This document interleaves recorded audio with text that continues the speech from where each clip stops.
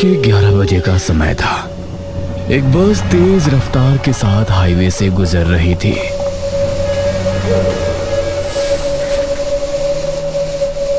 मुझे तो सोचकर ही एक्साइटमेंट हो रही है। कल शाम तक हम शिमला में होंगे।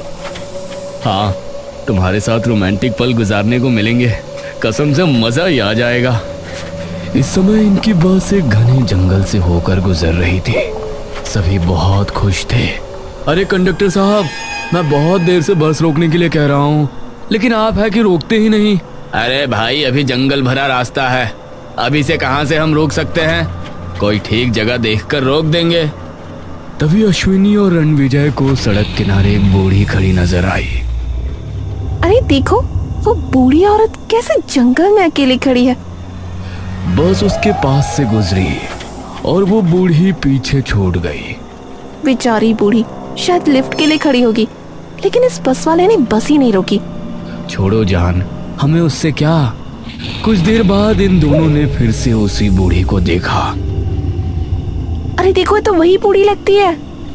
रणविजय ने भी उनकी तरफ देखा। एक पल को उसे भी आश्चर्य हुआ, लेकिन फिर वो बोला, वो बूढ़ी हमें 1 किलोमीटर पीछे नजर आई थी, वो आगे कैसे आ सकती है, वो भी हमसे पहले? अरे ये जरूर कोई और है। हाँ, शायद तुम ठीक कह रहे हो, मुझे ही कोई गलतफहमी हो रही है। तभी पीछे बैठे रणविजय ने ऋतिक से पानी मांगा। अरे ऋतिक, जरा पानी देना। ये ले भाई।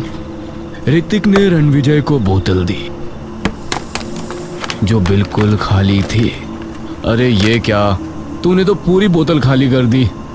ये दोनों अभी बहस कर ही रहे थे कि अश्विनी को फिर से वही बूढ़ी नजर आई, और इस बार उसके चेहरे पर एक भयानक मुस्कान थी।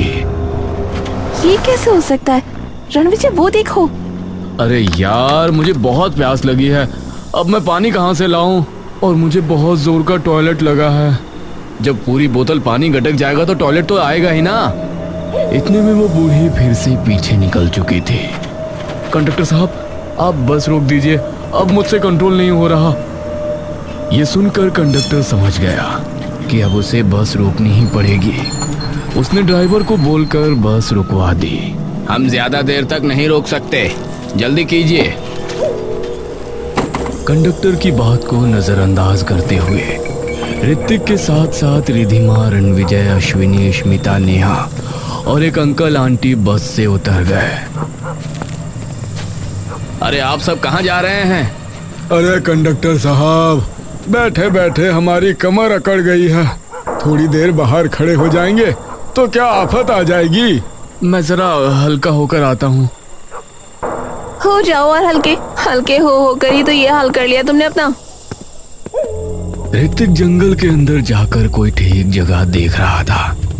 इस तरफ रणविजय भी अपनी गर्लफ्रेंड अश्विनी के साथ हाथ थामे घूम रहा था। नेहा, वो देखो, अश्विनी के साथ रणविजय और मोहित के साथ रिधिमा, ये चारों कितने अच्छे लग रहे हैं ना। क्यों ना तुम भी मेरा हाथ थाम लो। मैंने सच में तुमसे ज्यादा बेशर्म इंसान नहीं देखा। कितनी बार तुमको मना कर चुकी हूँ, फिर भी चांस मारते ही रहते हो। ये कहकर नेहा ने आगे कदम बढ़ा दिए। स्मित ने अपना मोबाइल निकाला तो उसके मोबाइल में नेटवर्क नहीं थे।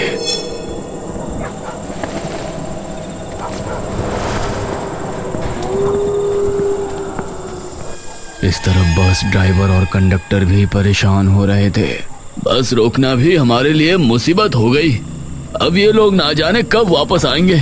अगले ही पल ये सभी उनको बस की तरफ आते हुए नजर आए। अरे ये लोग तो बहुत जल्दी आ गए। वो सभी आकर अपनी अपनी जगह पर बैठ गए। उनका स्वभाव बहुत बदला हुआ था। कोई कुछ भी नहीं बोल रहा था। पीछे से एक सवारी बोलती है, चलिए ड्राइवर साहब, उतरी हुई सब सवारी वापस आ चुकी है। ये सुनकर ड्राइवर ने बस आगे बढ़ा दी।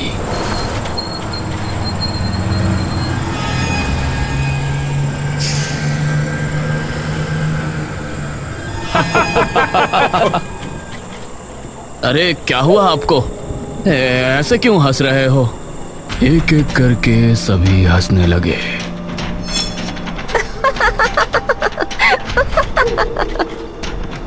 बस में बैठे सभी लोग इनको हैरानी से देख रहे थे। इन सभी की शक्लें भयानक हो गई और फिर ये सभी हवा में गायब हो गए। अरे ये क्या हुआ? ड्राइवर साहब, अब बस नहीं रोकना, हम छलावे में फंस गए हैं। ये सुनकर ड्राइवर ने बस को और तेज दौड़ा दी। इस तरफ स्मिथ मोबाइल हाथ में लिए हुए आगे बढ़ रहा था।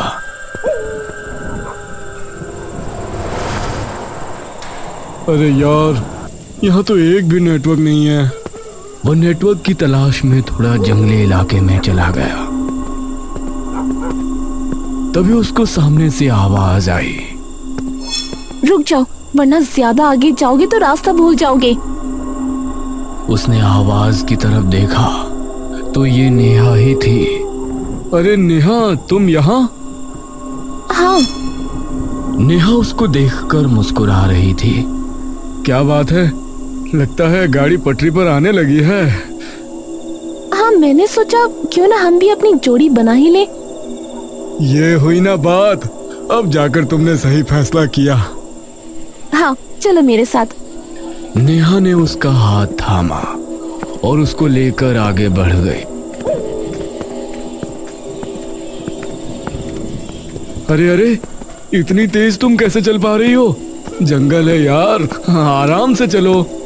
स्मिथ इस बात से हैरान था कि हाई हील पहनने के बाद भी नेहा इतनी तेज कैसे चल पा रही थी।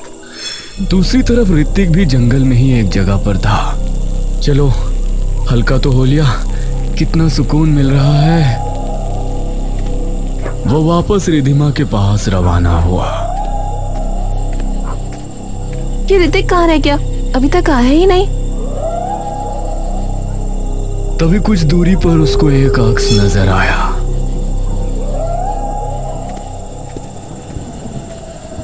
ऋतिक, ये तुम हो क्या?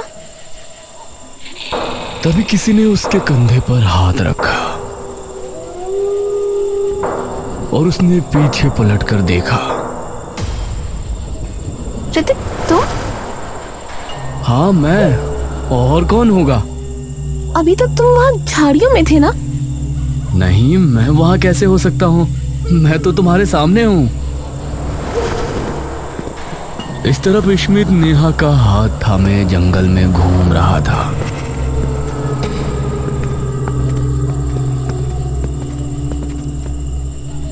अरे नेहा, तुम मुझे कहाँ ले जा रही हो?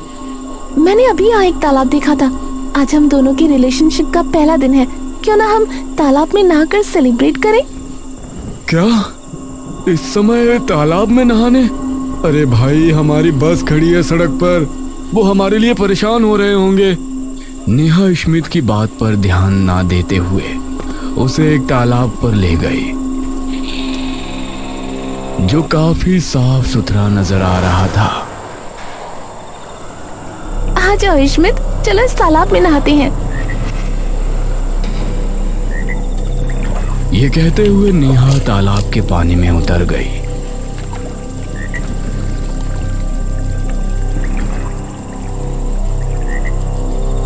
और पानी में उतर गया। पानी में उतरकर वो आगे बढ़ना चाहता था, लेकिन ना जाने क्या हुआ। अरे, मेरे पैर इस पानी में जम कैसे गए? मैं आगे क्यों नहीं बढ़ पा रहा? इस पर नेहा भयानक अंदाज में हंसने लगी। उसकी आंखें लाल लाल चमक उठी और वो तालाब से बाहर निकल गई।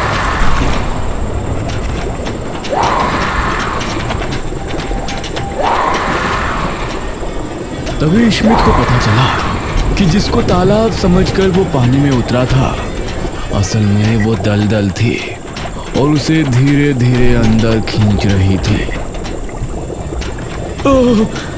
बचाओ, कोई मुझे बचाओ! धीरे धीरे उस दलदल ने स्मिथ को पूरी तरह से अपने अंदर समा लिया। कीचड़ से कुछ बुलबुले उठे और फिर सब कुछ शांत हो गया।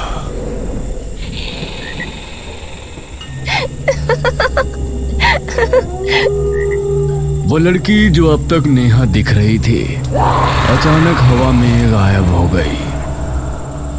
इन पांचों को पता भी नहीं था कि स्मिथ के साथ क्या हुआ है। ये सभी अब सड़क पर आए तो बस गायब देखकर हैरान रह गए। अरे हमारी बस कहाँ गई?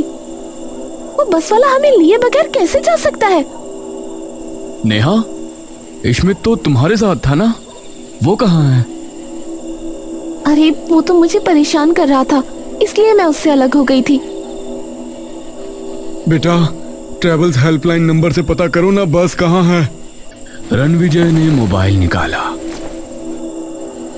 तो उसमें एक भी नेटवर्क नहीं था। ओह शिट, अश्विनी तुम अपना मोबाइल चेक करना, मेरे मोबाइल में नेटवर्क नहीं है। अश्विनी ने मोबाइल निकाला। अरे यार, मेरे मोबाइल में भी नेटवर्क नहीं है। तभी इनको सामने दो हेडलाइट नजर आई। चलो, लगता है कोई बस आ रही है।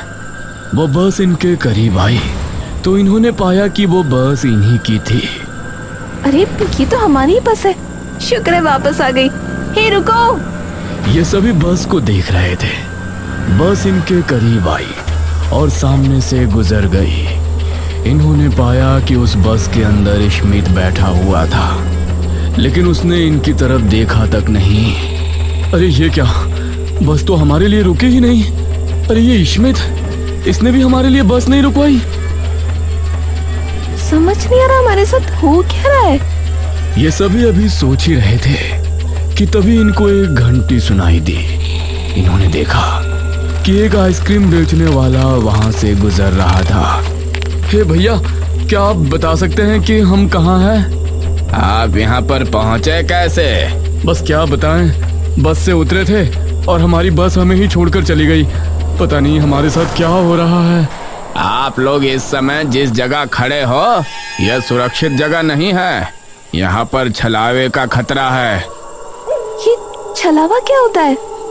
छलावा एक किस्म की अशुद्ध हवा जैसा होता है। इस तरह के जंगली सुनसान इलाके में ये बहुत ताकतवर हो जाता है, जो किसी का भी रूप ले सकती है और किसी भी तरह का भ्रम पैदा कर सकती है। जैसे कि हमें जो भी दिखाई दे रहा वो सच नहीं होता, लेकिन हमें ऐसा लगता है कि यह सच में हो रहा है। छलावा हमारे दिमाग के साथ खेलता है और हमें इस कदर मजबूर कर देता है कि हम उसमें फंसकर अपनी जान तक गवा देते हैं। यह सुनकर वो अंकल, आंटी और अश्विनी बहुत ज्यादा डर गए, लेकिन बाकी चारों पर इसका कोई असर नहीं पड़ा। इसका मतलब जो बस हमें दिखाई दी वो हमारी बस नहीं होगी, तभी वो हमारे लिए नहीं रुकी। आपको इस छलावे से बचना है तो आप मेरे साथ चल सकते हैं। अरे यार, ये आदमी हमें बेवकूफ बना रहा है। क्या बेकार की बात, किसी का भी रूप ले सकता है वगैरह वगैरह। रणविजय, उनकी बात तो सुन लो एटलीस्ट। अरे बेबी, तुम शांत रहो, कुछ नहीं होगा। ये कहकर रणविजय ने उस आदमी से पूछा, यहाँ आसपास कोई ढाबा वगैरह या कोई पुलिस स्टेशन? लगता है आप लोग नहीं मानने वाले। आपको बताना है तो बताओ, वरना यहाँ से जाओ। बेकार की बातें मत करो।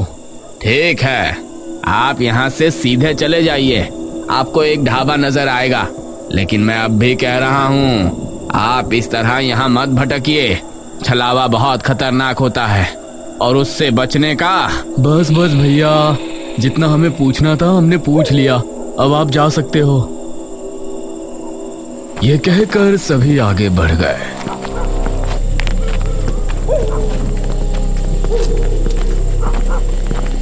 लेकिन अश्विनी के दिल में डर बैठ गया था। चलो वहीं चलते हैं, हो सकता है वहां कोई लैंडलाइन मिल जाए। ये सभी उस तरफ रवाना हो गए और आगे बढ़ते रहे। आ जाओ बच्चों, कहाँ जा रहे हो? इनको जंगल में एक झोपड़ी नजर आई, जिसके दरवाजे पर खड़ा एक बूढ़ा इन्हें बुला रहा था। अरे देखो, वो बूढ़ा हमें बुला रहा है, चलो उसके पास चलते हैं। वो चाय की दुकान ना जाने कितनी दूर होगी। नहीं, उस आइसक्रीम वाले ने हमसे किसी झोपड़ी या बूढ़े के बारे में कुछ नहीं कहा था। यार देखो, हम लोग बहुत थके हुए हैं, तुम लोग को जाना है तो जाओ, हम यहीं रुकते हैं, सुबह होने पर हम भी वहाँ आ जाएंगे। ये कहकर रिधिमा ने ऋतिक का हाथ थामा और उस बूढ़े की झोपड़ी की तरफ रवाना हो गई। अब ये सभी आगे बढ़ गए। बूढ़े के पास ये दोनों जैसे ही पहुंचे तो उस बूढ़े ने इनको प्यार से घर के अंदर बैठाया। आओ बच्चों, बैठो। शुक्रिया अंकल। इस रास्ते पर छलावे का डर है ना, इसलिए हर रोज यहाँ जो भी लोग मुझे नजर आते हैं, मैं उनकी मदद के लिए उन्हें बुला लाता हूँ। आप बहुत अच्छे अंकल। तुम लोगों को भूख लगी होगी ना? हाँ अंकल, बहुत भूख लगी है। मैं तुम दोनों के लिए खाना लगा देता हूँ, पेट भर के खा लेना। ये कहकर बूढ़े ने एक थाली में खाना निकाला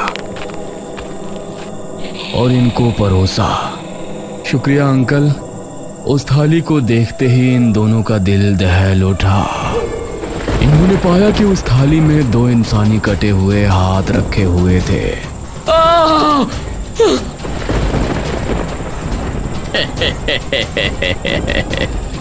वो बूढ़ा जोर जोर से हंसने लगा। ये दोनों अपनी जगह से खड़े हुए तो उन्होंने पाया वो झोपड़ी एकदम खंडहर है। चूल्हे पर भी धूल जमी है और चारों तरफ कचरा जमा है। वो बूढ़ा भी अब भयानक दिखने लगा था। ये दोनों चीखते चिल्लाते वहां से भाग निकले।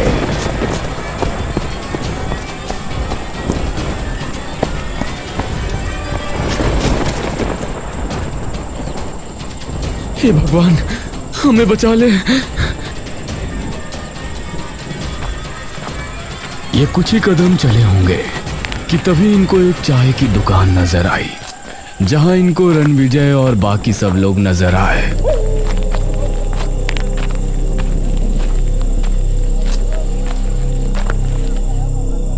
रणविजय, अरे तुम लोग इतने डरे हुए क्यों लग रहे हो? हम दोनों छलावे में फंस गए थे। वो बूढ़ा पहले तो नॉर्मल दिख रहा था, फिर उसके बाद वो भयानक हो गया, इतना भयानक कि हम सोच भी नहीं सकते। यह सुनकर रणविजय भयानक अंदाज में हंसने लगा। गौर से देखो, कहीं वो इस तरह का भयानक तो नहीं हो गया था।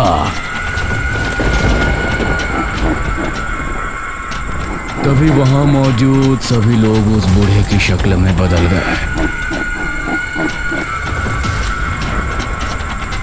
और ये देख उनके रूह कांप उठे। वो सभी इनकी तरफ झपटे और इनको पूरी तरह से घेर लिया। इन दोनों की आखिरी चीख फिजा में गूंजी। उसके बाद वो सभी चील और कौवे बनकर फिजा में उड़ गए। इस तरफ ये सभी लोग एक ढाबे पर पहुंचे। शुक्र है इंसान नजर तो आए। ये सभी उस चाय की दुकान में जाकर बैठ गए। भैया, हम सबको एक एक चाय बनाकर दो और ये ब्रेड पकौड़े भी लगा देना। इस पर उस आदमी ने इन सभी की तरफ देखा और अपने बर्तन में दूध डाला। अंकल, एक चाय मुझे भी दे दीजिए, मेरे पास पैसे नहीं है। अरे चल निकाल यहाँ से, भिखारी कहीं का। यह सुनकर वो बच्चा वहां से चला गया। तभी एक चारपाई का पाया मुड़ा और दोनों आदमी नीचे गिर गए। अरे मंगरू, कितने बार कहा है इस चारपाई को ठीक करवा लो। माफ करना ताऊ, कल इसको ठीक करवा लूंगा। रणविजय, मुझे यहाँ कुछ ठीक नहीं लग रहा। तभी वो बच्चा फिर से वहां आया। अंकल, मुझे बहुत भूख लग रही है, मुझे एक चाय दे दो।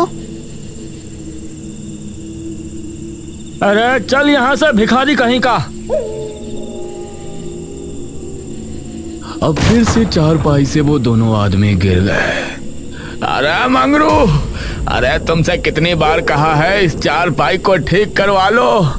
माफ करना ताऊ, कल इसको ठीक करवा लूंगा। ये देखकर उन सबको अब डर लगने लगा। चलो जल्दी से यहाँ से निकलो।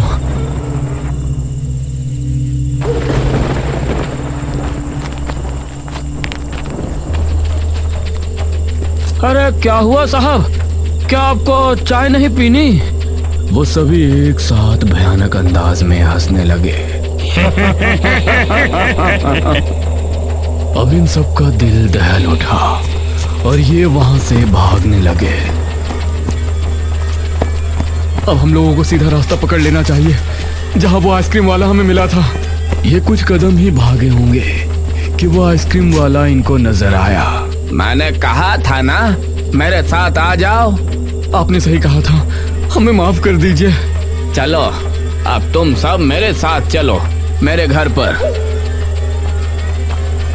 यह कहकर वो आइसक्रीम वाला इनको लेकर वहां से जाने वाला था। तभी इनको एक आवाज आई, रुक जाओ। उन्होंने पलटकर देखा तो इनके पीछे भी आइसक्रीम वाला था जिसके हाथ में एक कलश था। अरे ये क्या? वो छलावा है, उसकी बातों में मत आओ। ये सुनकर उस दूसरे आइसक्रीम वाले ने कलश से भस्म निकालकर हवा में फूंकी।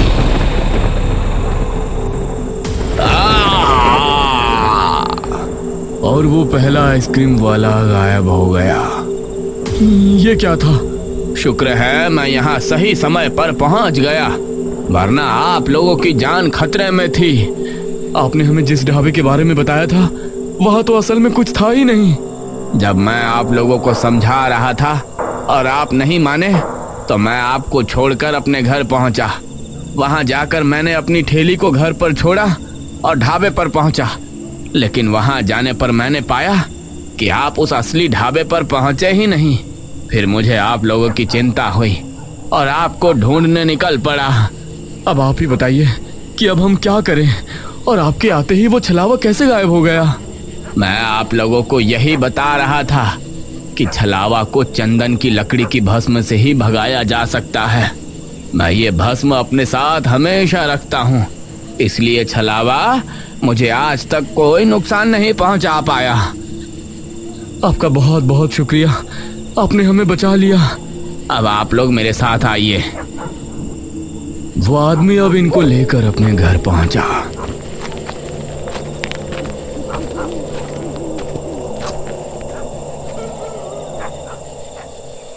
अब आप लोग शांति से सो सकते हैं। सुबह होने पर उसका डर खत्म हो जाएगा और फिर आपको जहां जाना हो जा सकते हैं। ये सभी उसके कहने पर लेट तो गए, लेकिन इनको पूरी रात नींद नहीं आई।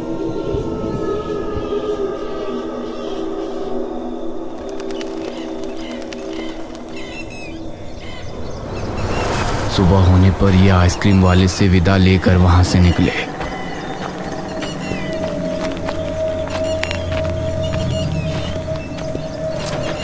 उन्होंने एक बस पकड़ी और अपने शहर वापस पहुंचे।